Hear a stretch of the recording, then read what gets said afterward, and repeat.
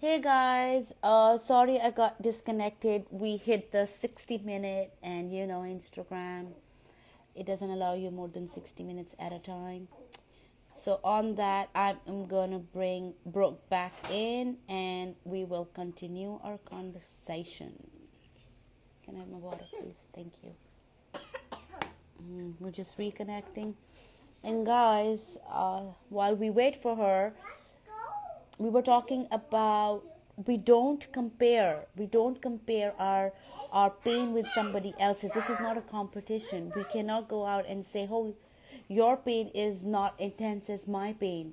This is not a competition. Your pain is valid, but the other person's pain is valid as well. How could we possibly go and say to somebody that, oh well, your pain isn't as intense as mine? And this is something that you lack empathy, because you're trying to tell the other person that what they've been through, their trauma, is not valid. And here she is. You see what happens is on Instagram that once we hit the 60-minute, it just cuts Oh, it just off. is like, see ya. Yeah, I wondered, so I just like lurked around Yeah. and actually sat there and I turned to my, so obviously we work from home, I turned to my content, my like chief content creator and my CFO, and I was like, it's a little weird sometimes talking about stuff, but not in a way that's like, and it was funny, they turned and said, as two people who have not experienced that, they said, no, it's important to talk about that it's all these different faces. She's like, it happens in your neighborhood. It could be your neighbor. It could be like to start to have your instinct to not believe people, but to believe them and to not invalidate their feelings by being like, oh, well, I suffer too. It's like, yeah, we all do. So why does that make my feelings not valid? Yours are valid. So to your point, it's not a competition. It's Exactly. we like technically in Buddhism, the whole thing when a monk would seek enlightenment, there's four noble truths that basically help you relieve yourself of your human nature, and the first Okay. two are so powerful. The first one is that to be human is to suffer. Period. That is the first thing that every human has in common. But what they also talk about is all humans' capacity to suffer is equal. Our problems are different. So when it's a competition, it's not a competition. Suffering is a state. And if you're suffering because you're so lucky that you have a great life, the fact of the matter is like, that is valid. And I have been dealt a different hand, and my feelings are valid. And maybe you've been dealt a harder hand or an easier hand, and to feel valid, you need to be winning. No, you get to just decide, I'm human, I suffer, therefore my feelings are valid, period. What you do with it is different. And then the second one, interestingly, I was shocked. It says there's only one cause, one source of all human suffering, and it is desire. And I was like, really? So then you start to realize, why do we suffer? We suffer because Of our desires. we want something to go away. We want something we can't have. I want love. I want this relationship to be real. I don't want it to be that this person was manipulating me and I'm suffering. I won't leave until I can say that it's real, until I can know I'm being abused. I need to know. I'm like, well, how about you're unhappy? Why do you need to know? Why do you have to desire the thing that's wrong for you? Because if you could just get out sooner and let your body heal, like your body, your actual body heal, your brain heal, your suffering wouldn't feel so out of whack. And I'm also saying, like, what we desire is not always additive. It's we desire not to lose something that we think we have. And I'm like, let it go. Anything meant for you, it can't be lost that easily. That's true. And by the way, those of you scared to leave your narcissist, they're just going to come back anyway. So give yourself a break. Like, break up for a little bit. Like, fuck them. Like, literally, they're not going anywhere. You are a great phone charger, and if you change your mind, trust me, like, give yourself a shot. Because I'll tell you, like, Try it. but really try it. Like, don't, like, no contact. And if you can't do no contact, do the gray rock rule that helped me. You only answer questions that can be yes or no, and you'll start to realize how often they don't ask you questions. They're just talking at you. And the rule I found was, if you ask me a question, I'll say yes or no. And I was like, wow, this dude never asked me any questions. And so I never could respond to anything. Because it was all just like stonewalling and talking at me. Like, guys, if you're not sure if you're with a narcissist, start only speaking if you've been asked a question, and you'll start to realize you are no one. in that Yes. relationship. And you said it so amazingly, and that's about Buddhism, but that's what you see, that's what my religion teaches us, and it is that you are put on this earth to suffer, but Right. God will help you navigate through that. So God will put you out in a boat that's about to sink, and you're right in the storm and the ship is about to sink, but God will help you not to let that sink, and Right. how to navigate through that storm. and Right. and and and the other thing is that we focus so much on blaming God. God is actually truly, God has given us the gift of intuition, and our intuition is telling us this is not right. Right. And God throws, if you seriously, and I can tell you this because I've practiced this, is that when you tell God, like, God, please help me, like, really help me, like, I need something here, He actually sends you the sign. If you're smart enough, you pick up the sign. And I've had tons of experiences where I was sitting and I was pleading, God, God, please help me, because I will go crazy or I lose myself. And bingo, I would open the internet and somebody posts something that is the answer to my question. Or, and it's really stupid, but sometimes you're I'm watching a sure it show. isn't. Even before you say it, Sometimes it's not stupid. you're watching a show and you get the answer in there.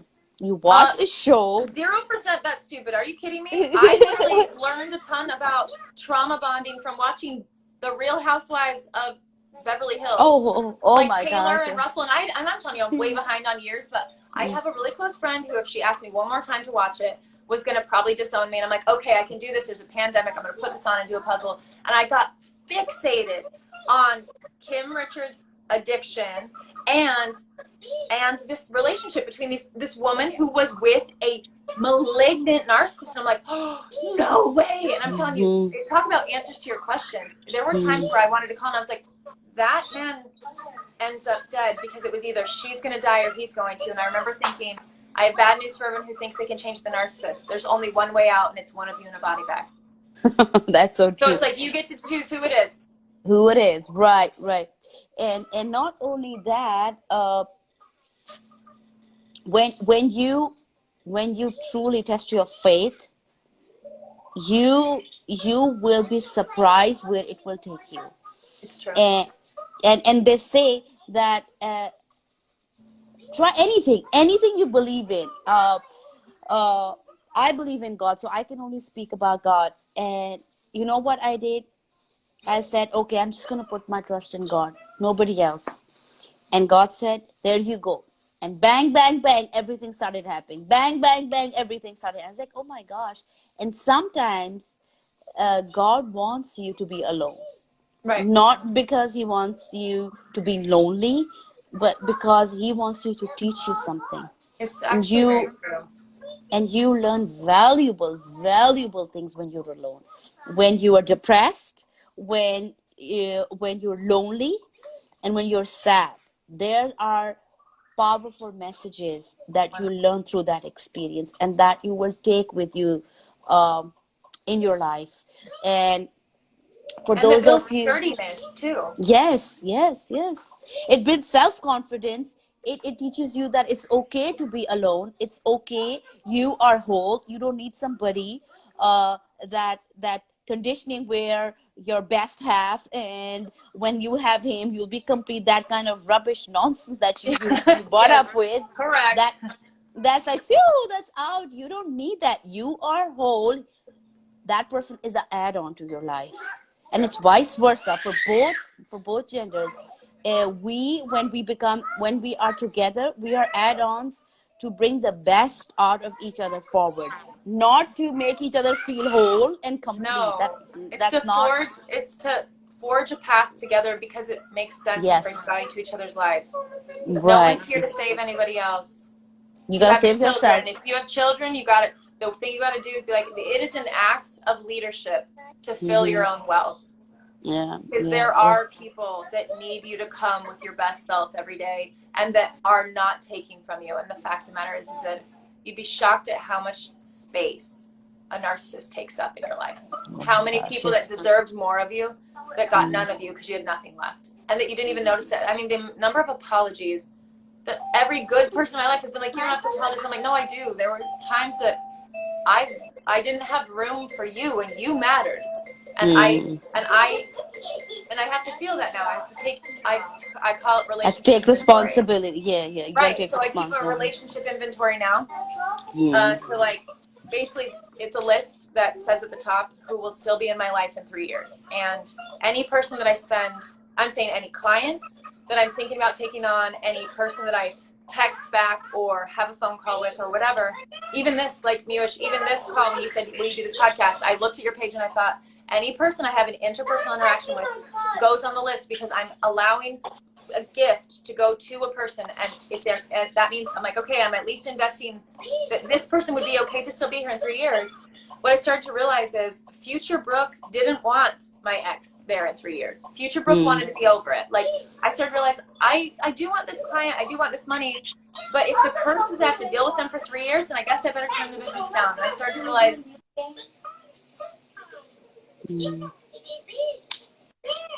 things you can do, because it helps you know where the boundary is if you're not good at setting boundaries, which is not something I'm great at. Life didn't train me that. Life trained me that I should be very careful to just go off my gut, because my gut is like, come on in, take anything you want.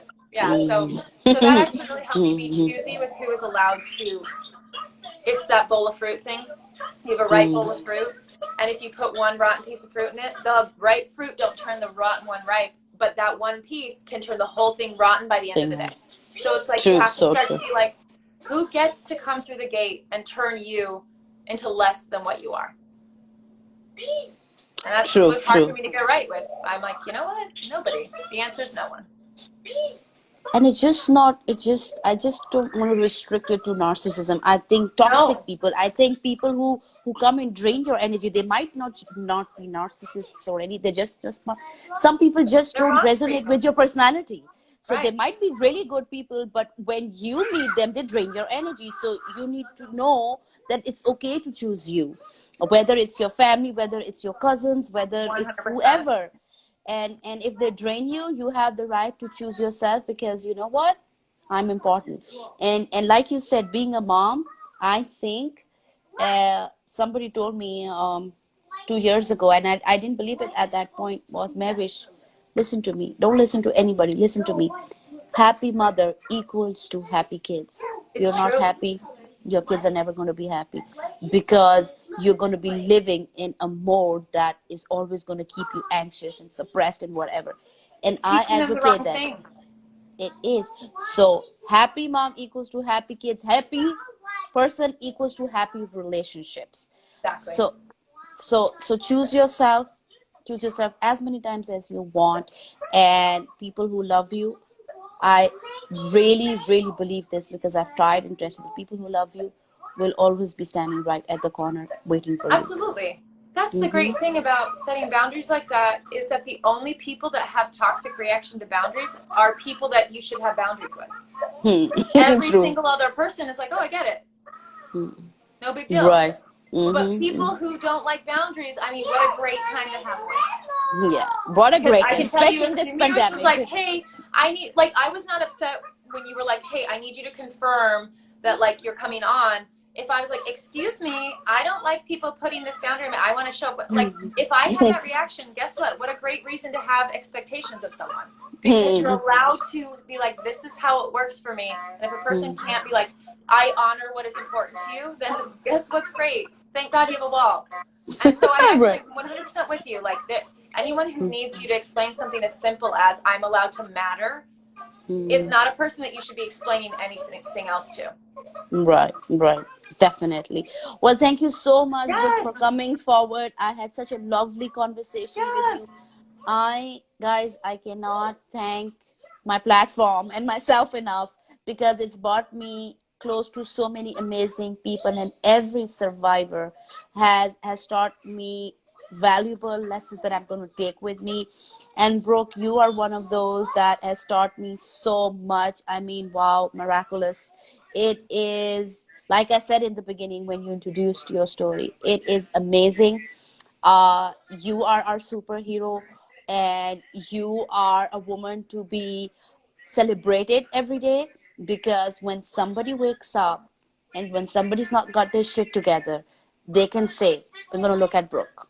We got this because we have Brooke.